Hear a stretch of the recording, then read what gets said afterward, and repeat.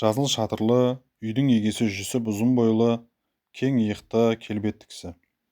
Жасы 70-ті алқымдап қалған ол, ешқашан жар құшпаған, бала сүймеген. Осындай өзі сымбатты, өзі әнші, сері кісінің неге өмір бойы үйленбей келе жатқанын үлкен кісілер болмаса, жастар жағы біле бермейтін. Інісінің бір қызының кішкентайынан бауырына басып өсірді. Оның әкесі де, шешесі де бір өзі болатын. Қыз бала емес пе, Назгүл? Кішкене күннен көкесінің күреу келі көңіліне алаңдап өсті. Көкесі әлденеге күлімсіреп, әндете бастаса бұл елжірей бастайтын. Кішкене кезінде көкесі бұның шашына дейін жуып, тарап, өріп, ақ бантигін желбіретіп мектепке жіберуші еді. Ол кездері көп қыздың қолы жете бермейтін аппақ колготкиге дейін аудан орталығынан әкеп беретін. Назгүл кішкентай болса да, өз шешесі мен көкесін жиі салыстыратын. Бір нәрсе сұрай қалса дұрыстап жауап беруді де білмейтін. Мінезді шәлкестеу шешесі бұны таяқтай жөнеледі. Салдыр салақ анасы қайнағасының үйі тұрмақ, өз үйін де дұрыстап жинай алмайтын еді. Есіктен төрге дейін шашылып жататын өз үйінің гөрі Назгүл көкесінің үйін артық көреді. Көкесінің үйі қашанда тап-таза, әйелі жоқ үй демесеңіз, көкесі істің көзін таба білетін. Назгүлдің үсті басы тап-таза, тамағы тоқ, көкесінің ықпалымен мектептегі сабағын да кілең беске оқыды. Бой жете бастаған Назгүл, көкем неге үйленбеген деген сауап жиі мазалайтын. Осындай қамқор, мейірімді көкесінің жалғыз жүргеніне, өзінің ұл қызы болмағанына іштей күйінетін де еді. Бірде көкесінің ескі альбомын қызықтап қарағаны бар. Сол кезде қап-қара шашы ұзын, шашын екі бұрым етіп өрген, көздері мойылдай қара, сұлу бір қыздың суретіне көзі түсті. Назгүл әлгі бейтаныс қыздың суретіне ұзақ үңілді.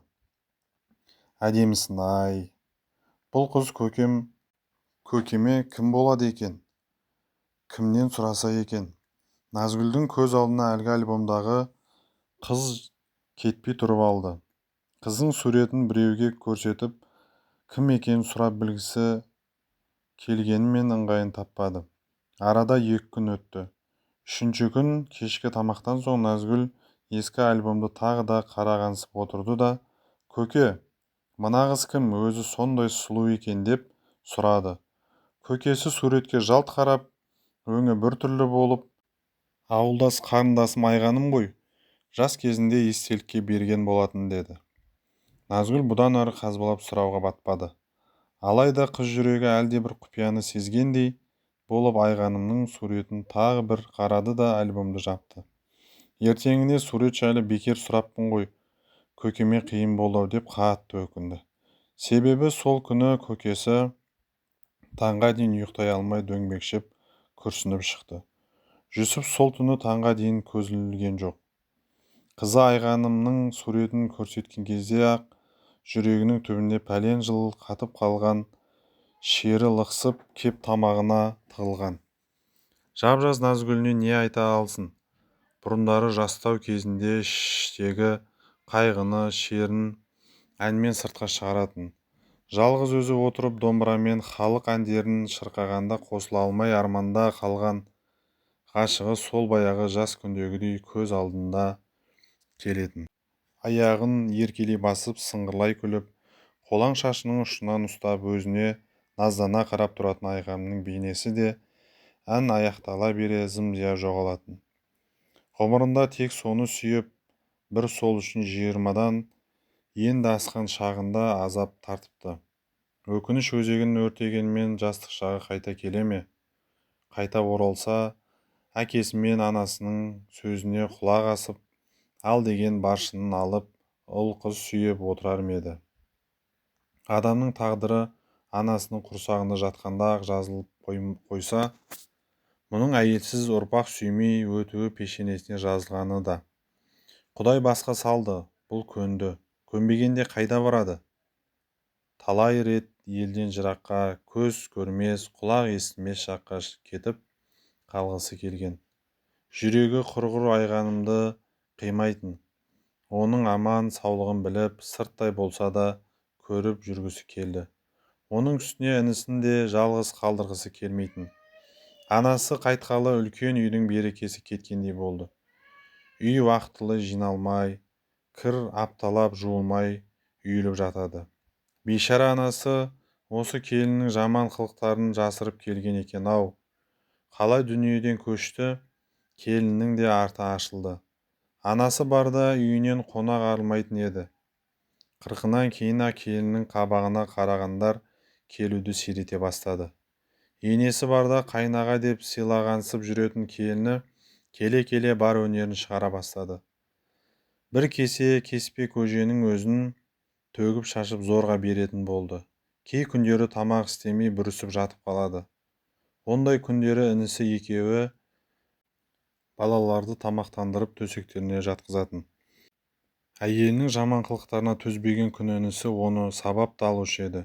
Жүсіп араға түсіп жүріп екеуін айыратын. Інісін сабырға шақырып, шыдамды болсайшы, әйеліңде ақыл болса, анамыз барда елге сыйлы келіндердің қатарына қосылар еді ғой. Сен мұны ұрып соғып жеңе алмайсың. 4 балаңның анасы ғой, сабыр сақта. Құдай мен сияқты жалғыз қалғаннан сақтасын. Енді балаларың үшін бәріне көз жұма қара, кешірімді бол деуші еді. Інісіне ақыл айтқанымен өзі туған үйіне анасының жылына дейін шыдады. Соқа басының сыйып жүргені тек анасының арқасы екен. Қабағы кіржиіп, ашуланса балаларын таяқтың астына алатын келінімен алыстан сыйласпаса болмайтынын анық түсінген соң бөлек шыққысы келді. Әке-шешесі көз тұрсынде үлкен үйдің жанынан шағын үй көтеріп төбесін жаптырып қойып еді. Басқа шифр табылмай сол үйдің шатыры жасыл шифрмен жабылған болатын. Көп өтпей-ақ сол ерекшелеу үйдің иесі Жүсіп атанды. Бөлек шығарында інісі мен келініне, сендерден бір-ақ тілегім бар. Менің атыма Назгүлді жаздырып беріңдер. Өзім әпелеп өсіремін. Алла бұйыртса оқытып, өзім қолымнан ұзатамын. Туғалы өзім қарап келемін ғой деді. Аға, сіз не десеңіз сол болады. Назгүл сіздің қызыңыз. Алайда жалғыз өзіңіз ол үйде не істейсіз? Әлде үйленбек ойыңыз бар ма? Інісінің соңғы сөзін естіген Жүсіп ашудан қып-қызыл болып кетті. Сенің есің дұрыс па? Маған енді кім тиеді? Әлде ағаңды кекетіп мұқатып тұрсың ба? Басқа білмесе де менің жайымды жалғыз бауырым сен білуші едің ғой, деді ашуланып. Жақып үндемей төмен қарады. Ағасы қатты ренжітіп алғанына өлердей өкініп қалды. Жазылмаған жарасын тырнап жіберіпті-ау ағасының. Мұншалық ақымақ болар ма? Аға, ақымақ ініңізді кешіріңізші, деп қолын ұстай берді. Осы кезде есік ашылып, кішкентай Назгүл томпаңдап ішке кіріп, көке, жүріңіз далаға шығайықшы. Мені атқа мінгізіңізші, деді. Жүсіп Назгүлді тік көтеріп алған күйі сыртқа беттеді. Інісіне бұрылып та қарамады. Сол күні ол өзі мен Назгүлдің бар киімін, кейбір аса қажетті заттарды алды да бөлек шығып кетті. Екі үйдің ортасында тек ағаш шарбақ бөліп тұрды. Назгүл екі үйдің еркесі, екі ортада ойнап жүреді. Бірақ көкемнің қызымын деп Жүсіптің жүрегін жібітіп, одан да бір елі ажырамайтын болды. Жұрт та қызық қой, Жүсіптің жалғыз өзінің бөлек шығып кеткенін біраз әңгіме етіп, сан-сынаққа жүгірте бастады. Жүсіп бөлек шыққан күннің ертеңіне-ақ ауылдың сөзге үйір әйелдері, бұл бекер емес. Оңаша үйде жалғыз еркек не істемек? Оның тамағын кім істейді, кірін кім жуады? Күйеуі қайтыс болған жібекпен байланысы бар-ау. Әнеу күні атарбасымен оның үйіне шөп әкеп бергенін біреулер көріп, енді жібек те Жүсіптің үйін тазалап, тамағын істеп тұратын шығар деп сырттай томпышты. Біраз уақытқа дейін аңдығандарды Жүсіптің үйі болды. Тіпті бір нәрсе сұрағансып үйіне кіріп шыққандарды да бар. Ертесіне-ақ Жүсіптің үйі туралы әңгіме ауыл ішіне желдей тарады. Ойбай, несін айтасыңдар? Жүсіп үйіне Гүлсім барса, тамақты өзі істеп жатыр екен. Үйінің іші тап-таза дейді. Ыдыс-аяғына дейін жалтырап тұр екен. Әйелі жоқ үйге мүлдем ұқсамайтын көрінеді. Соған қарағанда оның үйін түнде біреу келіп жинап, кірін жуып береді-ау. Әлде баяғы ғашығы ма екен? Кім білсін. Сол үшін жастай қор болып жалғыз қалған жоқ па? Бәлкім аяп көмектесіп жүрген болар деп сыңсыңдап әңгіме жүре бастады. Бұл әңгіме көп өтпей Жүсіптің де құлағына жеткен. Естіп күлген де қойған. Кімнің аузына барып қақпақ қойсын? Үсті басын таза ұстауды, үй жинауды бала кезінен біле емес пе еді? Үйдің үлкені болған соң анасына көмектесіп тірліктің бір жағын алып жүруші еді ғой. Інісі екеуі үйдің даланың жұмысы демей-ақ атқара беретін. Қарындасы жастай шетінеп кеткен соң інісі екеуі қалды. Үйде қыз бала жоқ. Әкесі мен шешесі ала жаздай егіннің басында қауын қарбыз егеді. Үйге қарауды Жүсіпке тапсыратын. Сонда бәріне үлгеруші еді. Сабағында жақсы оқып, мал жанға қарап, ата-анасын қуантып жүретін. Мектепті бітірген соң әскерге кетті. Әскерде жүргенде сүйген қыздарынан хат алып жататын, құрдастарына қатты қызығатын. Өзі әскерге дейін ешкімге ғашық та болмапты. Тек көршінің кекілді қызын сырттай ұнатып жүруші еді. Әскерден келген соң көңілімді білдірем деп армандайтын. Бір күні інісіне хат алып, әлгі көрші қыздың көрші ауылға күйеуге шығып кеткенін оқып, көп күндер мұңайып жүргені бар. 2 жыл 2 күндей болмай өте шығып, ауылға сымға тартқандай таралып келгенде класстас қыздары танымай қалып еді. Өзі сымбатты, өзі әнші Жүсіп, кімге көз салып жүрек сөзін айтар екен деп іштей бәрі де дәмеленетін. Жүсіп Айғаныммен ойда жоқта танысты. Бірде ауыл шетіндегі тоғайға барып, атын тұсап жіберіп, көк майса құрақта 2 қолын жайып жіберіп, шалқасынан түсіп сәулем-ай деп бар даусымен әндетіп жатқан.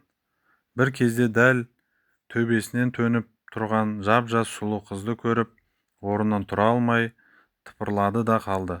Зорға дегенде оң қолымен жерді қармап тұрды. Дәл жанында бұрын көрмеген бейтаныс бейне. Қарақат көзі жәудіреп тұр. Жүсіп тілін жұтып қойғандай болып, жас сұлудың жүзіне қарап көп тұрды. Жүсіп әлі де қарап тұрар ма еді? Үнсіздікті қыздың сыңғырлай шыққан дауысы бұзды. Әкемнің атын іздеп жүр едім. Шідерін үзіп кетіпті. Көзіңізге түспеді ме? Жоқ, деді Жүсіп, тұтықпасы бар адамға ұқсап зорға сөйлеп. Ол өзінің жүрегінің торға түскен торғайдай тыпырлап тұрғанын анық сезді. Есіл дерті мына тоғайға ешқашан көрмеген сұлу перизаттың қайдан келе қалғанын білу. Бір кезде батылданып қызға: менің есім Жүсіп. Мына осы ауылдың баласымын. Әскерден жақында келдім. Сен қайда тұрасың? Біздің ауылдан бұрын көрмеген сияқтымын, деді. Мен мына бөлімшеде тұрамын. Есімім Айғаным. Басқа ауылдан көшіп келгенбіз. Әкемнің жұмысына байланысты. Малдарымыз жерсінбей жүрме, жиі жоғала беретін болды. Жарайды, әкемнің атын табуым керек тезірек, деген қыз кетуге ыңғайланды. Жүсіптің қызды жібергісі жоқ. Жүр бірге қарайық. Тоған жоқта жүрген болар деп жол бастай жөнелді. Айтса айтқандай дәу төбел ат тоған жақта жайылып жүр екен. Айғаным бұған рахметін айтып, атын жетелеп үйіне қайтты. Жүсіп біраз жерге дейін еріп барды. Ойы қыздың үйінің қай маңайда екенін көру еді. Қыздың әппақ ашық маңдайы, қос өрім етіп өрген ұзын шашы, әсіресе жәудірей қараған мөлдір қара көздері Жүсіптің есінен күндіз-түні шықпайтын болды. Түнге қарай қызды әке-шешесіне үйінен шығармайтынын біледі. Өзі бір үйдің әлпештеген жалғыз қызы екен. Айғанымды тағы бір рет көрсем деген аңсар, жүрегін қозған алапат бір сезім Жүсіпке ұйқы бермейтін болған. Оны белгісіз бір күш Айғанымды алғаш көрген жерге, тойға жетелей беретін. Күн сайын тоғай жақты бір шарлап қайту әдетіне айналды. жүсіп өзінің айғанымға ғашық болып қалғанын ұқты. Қараптан қарап отырып күйзеліп еш нәрсеге зауқы соқпай қалды. Есіл дерті айғанымды бір көріп тілдесу. Бұл кезде жас қызды да махаббат жалыны шарпып жатқан еді. Көз алдынан көгалға шалқасынан жатып ән айтып жатқан жүсіп кетпей қалған. Өзі сымбатты, өзі әнші жігітті ұнатып қалғанын сол күні-ақ сезген. Қайта көрсем ғой, тілдесем ғой деген ой айғанымға маза бермейтін болды. Екі жастың тілеуі арада апта өткенде орындалғандай болды. Тағы да сол әкесінің аты шідерін үзіп тоғайға қашып кетіпті. Аттың жоқ екенін көрген айғаным қатты қуанды. Ол бүгін жүсіпті көретініне сенімді еді. Ал жүсіп болса дәл сол күні бозторғайдың шырылымен бірге оянған еді. Жүрегі дүрсілдей соғып, атты іздеген болып тоғайдың ішіне ене берді. Ол бүгін жүсіпті көретініне сенімді еді. Ал жүсіп болса дәл сол күні бозторғайдың шырылымен бірге оянған еді. Көзін ашқан сол айғанымның бейнесі келіп тұра қалды. Ойша қызбен тілдесіп, төсегінде бір сағаттай жатты. Қиялы неткен жүйрік, айғанымды үйіне келін етіп түсіргенін, апасының қолына кәмпит ұстап жүгіріп қуанып жүргенін, достарының келіншегінің сұлу жүзіне таң қала қарап қалғанына дейін көз алдына елестете бастады. Апасы таңғы шайға шақырғанда жүсіп қиялымен ат үстіндегі айғанымды қуып жетіп, бетінен сүймекке ұмтылып жатыр еді. Таңғы шай үстінде әкесі бұған соңғы уақытта шаруаға қырсыз болып жүргенін ескертті. Жақын күндері қауынның да пісіп қалатынын, жұмыстың көбейетінін айтып тоқтаған әкесінің сөзі жүсіпке баяғыдай әсер ете қоймады. Ол әлі айғанымды ойлап отыр еді. Орнынан тұрып үйіндегі майда-шүйде жұмыстарын тез бітірді де тоғайға қарай құстай ұшты.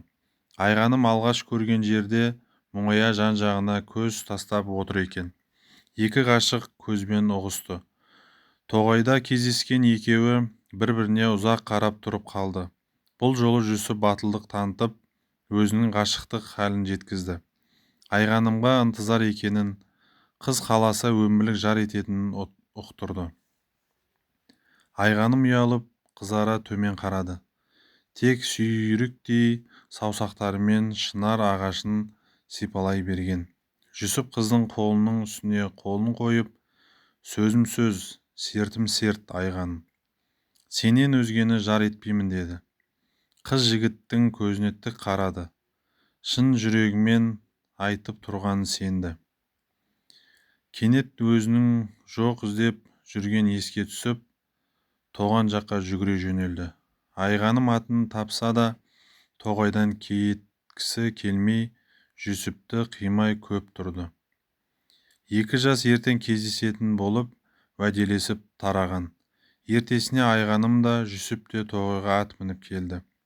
Екеуінің ойы ел көзіне түспей алысқа барып сырласу. Жүрегі жалындаған екі жасқа құстың сайрағаны да, жапырақтың сыбдыр қаққаны да, судың сылдырлай аққаны да қуаныш. Ғашығының сыңғырлай шыққан үніне елтеген жүсіп те еш жоқ. Дәл сол кезде айғаным жердің шетіне кетейік десек те еріп кетуге даяр еді. Бір кезде анам іздеп қалар деген айғаным кетуге ыңғайланды. Жүсіптің ойы қыздың аппақ бетінен бір өпу. Ақыры шыдамай бұрыла берген айғанның бетіне бір сүйіп алды. Қып-қызыл болып ұялып кеткен қыз бетін алақанымен сипалап тұрды да, есіне әлдене түскендей: "Осы сіздің руыңыз қандай?" деді. "Менің руым", шалқып отырған жүсіп өз руын мақтанышымен әндете созып айтты. Ал айғанымның көзі шарасынан шығардай болып: Сіз маған аға болады екенсіз ғой, аға!" деп кейін шегіне берді. Ғашықтық жүсіптің есін алды. Айғанымның өз руласы екенін білсе де, одан бас тарта алмады. Оған деген сезімі күннен күнге өршіп, жанына жай таптырмай қойды. Айғанымға біз әлде қашан 7 ата түгілі 14 атадан асып кеткен екенбіз. Көрде тұр, әкемді көндіремін. Сенің әкеңнің алдынан өтеді, біз қосыламыз деп сендірді. Айғаным да Жүсіпке ғашық болған еді. Ол қасында тұрса да, жоқ болса да, егіліп жылай беретін. Жүсіп екеуін айырып жіберетіндей қарақат көзі жәудіреп, іштей қайғы жұтатын. Көп кешікпей-ақ екі ғашықтың тоғайға оңаша кездесіп жүргенін естіген Айғанның ағалары Жүсіпке «Қарындасымыздан аулақ жүр, әйтпесе мерт боласың» деп ескертті. Жүсіптің әке-шешесінің ол кезде көзі тірі, ұлының рулас қызбен кездесіп жүргенін естіген күні-ақ әкесі егіс басынан түтігіп жеткен болатын. Есіктен кірген бойда-ақ алаңсыз отырған Жүсіпті жон орқасынан қамшымен тартып жіберді. «Иттің ғана баласы, сен не бүлдіріп жүрсің? Қыз құрып қалғандай рулас қарындасыңа қырындап жүргенің қалай? Тоқтат жүрісіңді, мен елге қарабет етейін демесең. Біздің ру бір-бірімізге ешқашан қыз алыспайды. Осымен сөз бітті, жоғалт көзіңді» деген әкесі. Жүсіп әкесіне жақсы білемін деуші еді. Әкесінің қатты ашуланғанын, қаһарланып кеткенін көрген осы. Әкесіне еш сөз қайтара алмай, жүрегі өртене үйінен шықты. Анасы сыртта жылап тұр екен. Мұны көріп, балам-ай, бір нәрсеге ұрынып қалмашы. Ұмытшы ол қызды, қыз көп қой. Анау Дүйсен көкеңнің қызы Баршын да бой жетіп отыр. Әп-әдемі, мақұл десең құда түсейік деп бауырына басты. Апау, мені түсінші, маған Айғанымнан басқа ешкім керек емес. 7 атадан кейін қыз алысуға болады екен ғой. Мен сұрастырып білдім. Боз бие сояды екен. Ал біз тіпті 14 атадан әлде қашан асып кетіппіз. Бізге үйленуге рұқсат берсін, айтшы әкеме. Айғанымның әкесіне барсын, деді Жүсіп. Бос сөзді ғой, Айғанымды ала алмайсың. Енді ашуыңа тие берсең, әкең сені ұрып өлтіріп қояды. Болмаса ел арасында бүлінеді. Бізді жерге қаратпа, балам. Айғаным да бір үйдің бетіне қараған жалғыз қыз екен. Сүйекке таңба түсіресің. Қанша жақсы көрсеңдер де ақылға келіңдер деп анасы Жүсіпті алған бетінен қайтармаққа бекінді. Не керек? Сол түні әке-шешесі ұлдарын ортаға алып уәдесін алды. Қойдым, ұмытамын Айғанымды. Тек ертең соңғы рет оған жолығып бәрін түсіндірейін. Мені кінәламасын, деді Жүсіп. Айғанымды соңғы рет көріп, қоштасамын деп келген Жүсіп одан бас тарта алмады. Ғашықтық дертіне шалдыққан екі жас тоғайға кездесіп, бірге қашып кетпекші болып жоспар құрды. Бұл хабар Айғанның әкесінің інілеріне де жетті. Ашу-ыза кернеген олар екі ғашықты күштеп айырды да Жүсіпті бас көздемей тепкінің астына алды. Сені желпілдетіп жүрген мына жерің ғой. Ендеше бір жола сағыңды сындырайын деп әбден құтырып, көздері қанталаған жігіттер екі жұмыртқасын езіп тастайды. Жүсіп есін ауруханадан бірақ жинаған. Қайта-қайта ота жасалып, өзі әупірімдеп зорға тірі қалған еді-ау. Кейіннен дәрігерлер болған жайды айтып, еркектік қуаты жоғалғанын айтып өкініш білдіреді. Жүсіп ешкімге көз жасын көрсетпей еңіреп жылады. Енді Айғанымсыз өмір сүрудің керегі қанша? Оның үстіне еркек болмасам, деп өкірген. Уақыт ұлы емші екен. Содан бері қаншама жыл өтті. Бұл әлі тірі жүр. Айғаным бүгінге ұл қыз өсіріп, немере сүйіп отыр. Жүсіптің қиын жағдайға ұшырағанын сол кездер Айғаным да қатты қиналған. Өзінің әкесі еріксіз ұзатқанда жүрегі қанжылаған. Жұрттан Жүсіптің халін естіп, көкірегі шерге толып егілетін. Жүсіптің ешкіммен сөйлеспей, томаға тұйық болып, төсекке танылып жатып қалғанын естіген соң Айғаным өзінің бір суретінің орамалын хатын Жүсіпке беріп жіберген. Сонда ғана жүрегінде жылылаған оянған Жүсіп, Айғаным мені ұмытпаған екен ғой деп, беті бері қарап тәуір бола бастайды. Әлгі альбомдағы Назгүлдің қайта-қайта қарап жүргені Айғанның сол суреті. орамалы да хатты да жүсіп жасырын жерге тығып қойған. Айғанымнан басқаны сүйген емес. Кейде іші толып әнде айтады. Ғашықтық жайлы әндер айтқанда жүсіптің даусында діріл пайда болады. Іштегі сағыныш, мұң бәрі әнмен бірге сыртқа шығады. Мұндайда жұрт қайтсын енді, жүсіп Зылиқасын іздеп жатыр ғой дейді. Ал шындығында жүсіп айғанын іздейді. Сүйгені әлдеқашан біреудің жары болып кетсе де, сол баяғы жігіт кездегідей оны аңсап көргісі келеді. Бірақ жүсіп қанша қиналса да айғаным бар жерге аяқ басқан емес. Хабарын тек сырттай естиді. Қайғысына күйінеді, қуанышына сүйінеді. Жас кезде мұншалық білінбеген екен. Жасына жас қосылған сайын өзінің рулас қарындасына ғашық болғаны, сол үшін сүйгеніне таңба түсіп, таяқ жеген жанын жегідей жейтін болды. Өзі де ел ағасы жасқа келсе де, үлкендер отырған жерде батып сөз айта алмай шегіншектей беретін. Соңғы уақытта ауылдың үлкендері жүсіптің жастық шағында жіберген қателігін бетіне баспай, жалғыз қалған еркектің өміріне аяушылықпен қарайтын. Ол отырған жерде баяғы әңгімелерді қозғамайтын. Жүсіп сонда да өзін қоярға жер таппай кетуші еді. Содан бұлар көбіне үйдің шыққысы келмей, шақырған жерге де сирек барып жүрді.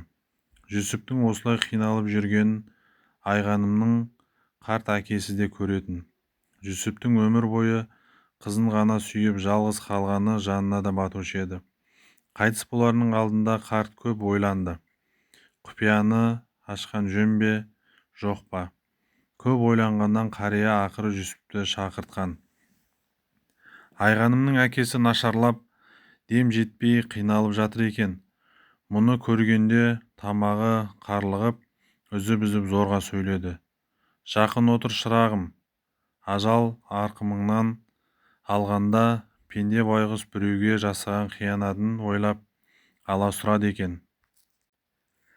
Біз де саған қиянат жасадық, өміріңді өксіттік. Шындықты сол кезде айтқанда сен айғанымға қосылар едің. Себебі айғаным сенің рулас қарындасың емес, ол менің қарындасымның қызы. Әйелім ұзақ уақыт бала көтермей жүрген соң, қарындасымның аяғы ауыр кезінде қасында болып, айғанымды туа салып бауырына басып еді. Бұл құпияны әйелім үшеуміз және айғанымның әке-шешесі 4-ақ адам біліп едік. Елден көшіп кетіп, осында қоныс аударып келген себебіміз де осы. Сен қызыма ынтызар болғанда балалық қой, әлі-ақ ұмытып кетер деп едім. Ақыры мынандай жағдайға душар болдық. Енді өлер шағымда екеуіңді қоспағаныма өкініп барамын. Кеш мені қарағым. Қарттың даусы үзіліп кеткендей болды. Кештім ата, кештім деген жүсіптің даусы